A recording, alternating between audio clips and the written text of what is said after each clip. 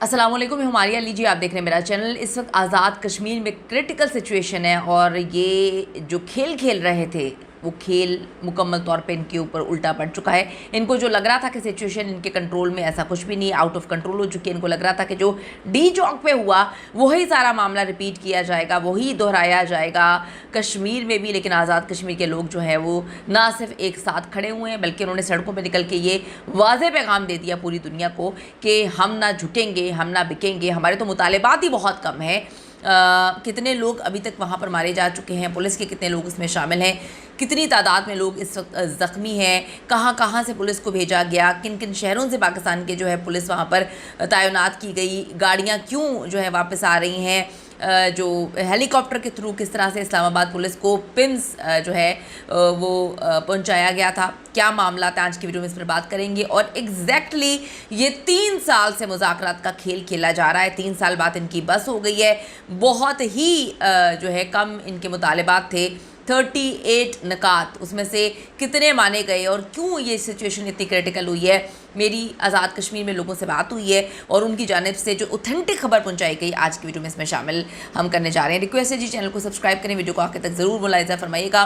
آپ سب کو پتہ ہے کہ آزاد کشمیر میں انتہائی کرٹیکل سچویشن ہے، تقریباً 4-5 دن ہو چکے ہیں، لوگ سڑکوں پر ہیں اور یہ بتا رہے ہیں کہ ہم کسی صورت پیچھے نہیں ہٹیں گے، ہمارے تو مطالبات جو ہیں ان میں جو ہے ہم کمی پیشی کر کے ہم آپ کے ساتھ کمپرومائزز کرنے کے لیے بھی تیار ہو گئے تھے، ہم آپ کے ساتھ جو ہے ٹیبل ٹاک کرنے کے لیے بھی تیار ہو گئے تھے، لیکن جو ظلم و زیادتی وہاں پر کی گئی ہے اس کے بعد ڈیفینیٹلی ان کو اب کنٹرول کرنا تھوڑا مشکل نظر آ رہا ہے۔ اوورال سچویشن کی اگر بات کریں تو کافی زیادہ خراب ہے، کرٹیکل سچویشن ہے۔ ابھی تک 15 لوگ مارے جا چکے ہیں، جس میں 3 اے جے کے پولیس کے بھی شامل ہیں، 300 سے زیادہ افراد جو ہیں وہ زخمی حالت میں ہیں، جن کی صحت یابی کے لیے آپ لوگوں کو دعا کرنی چاہیے۔ 150 پولیس اور ایف سی کے لوگ بھی اس میں شامل ہیں۔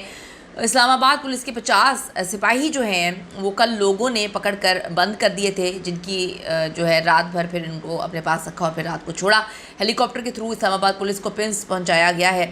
اکثر لوگ جو ہیں یہ سوال بار بار پوچھ رہے ہیں کہ یہ احتجاج کیوں کیا جا رہا ہے، یہ احتجاج کرنے کی کیا وجہ ہے، کیا مطالبات ہیں، ایسی کون سی مصیبت آ گئی کہ آزاد کشمیر کے لوگ جو ہیں وہ سڑکوں پہ آ گئے۔ تو اگر آپ اپنے رائٹ کے لیے پچھلے 3 سال سے مذاکرات کر رہے ہیں، بات کر رہے ہیں، احتجاج کر رہے ہیں، جو ہے وہ تقریباً بھیک ہی مانگ رہے ہیں کہ یار ہمارے مطالبات پورے کر دیں، تو کیا ایسے معاملات ہیں، یہ سوچنے کی ضرورت ہے اس نہج پر کیوں آئے ہیں۔ پاکستان کا میڈیا انتہائی گھٹیا اور گندی غلیظ قسم کی رپورٹنگ کرتا ہے، جھوٹ پہ مبنی رپورٹنگ کرتا ہے، جھوٹ کو سچ کو جھوٹ بنانے کا ان کا بہت پرانا جو ہے وہ کام ہے۔ ہم سب نے دیکھا کہ پیچھے 1.5-2 سال سے کتنی گندی قسم کی رپورٹنگ کی جا رہی ہے۔ ابھی بھی آل گڈ کی کہانی انہوں نے سنائی، لیکن جب انٹرنیشنل میڈیا وہاں پہ پہنچا، یہ بیچارے وہاں پہ انٹرنیٹ سروس معطل کر دی گئی ہے، موبائل فون سروس بند کی گئی ہے، تو یہ بیچارے جو ہے وہ کے پی کے جا کر جو ہے ویڈیوز وغیرہ اپلوڈ کر رہے ہیں۔ اصل میں معاملہ کیا ہے؟ گزشتہ 3 سالوں سے جی عوامی ایکشن کمیٹی اور جو حکومت کے درمیان مذاکرات اور معاہدے جاری ہیں۔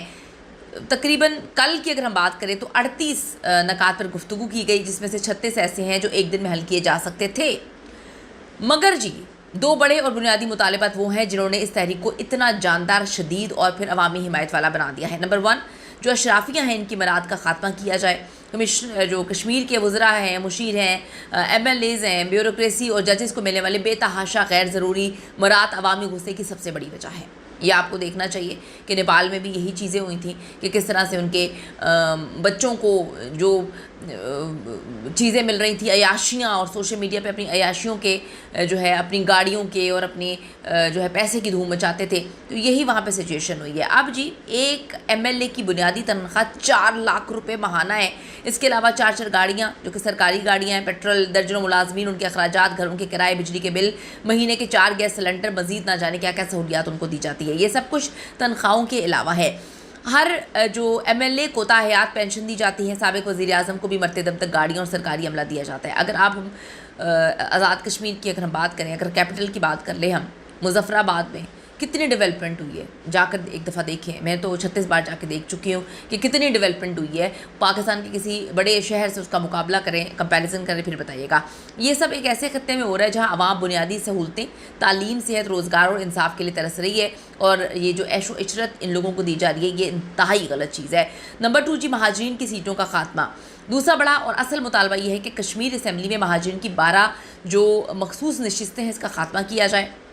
इन सीटों पर इलेक्शन कश्मीर की हदूद के बाहर होता है। कश्मीर इलेक्शन कमीशन या असम्बली का इसमें क्यों किरदार नहीं होता?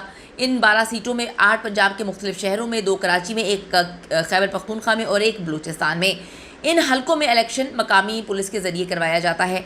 अब जिस सूबे में जिसका रसूख हो वो अपना नुमाइंदा कश्मीर असम्बली में भिजवा देता है।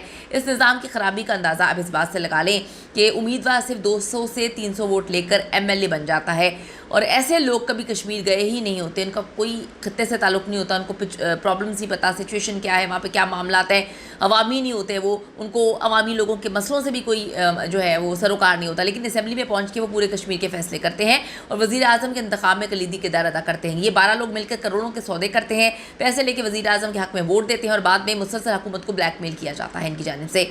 मज़ीद ये कि ये इन MLAs को भी कश्मीर के तरक्याती फ़ंड्स में से करोड़ों रुपये मिलते हैं, तो ये क्या गलत नहीं होगा? फिर रिश्वत देकर ये अपने लोगों को भर्ती भी करवाते हैं। यानी ये 12 सीटें कश्मीर की सियासत और मईशत में करप्शन का सबसे बड़ा दरवाज़ा है। एक बात समझ लें कि जी ये जो जिद्दोजहद है वो बार बार बोल रहे हैं, मेरी उनसे बार बार बात हुई है, पाकिस्तान के मज़लूम तबके के लिए नहीं के लिए भी है, जिसमें वो अपने हकूक़ के लिए वो बताते हैं कि लड़ना आपको सीखना चाहिए, जो आप लोगों के साथ हो रहा है आपको आवाज़ उठानी चाहिए।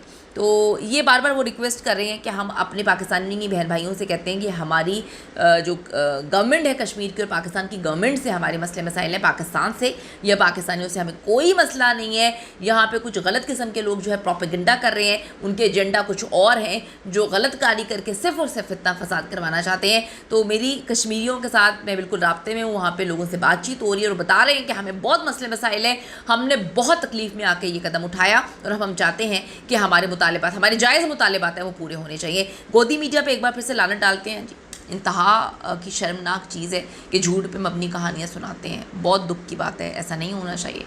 अपनी कीमती राय इस हवाले से ज़रूर दीजिएगा। सी you in the next video.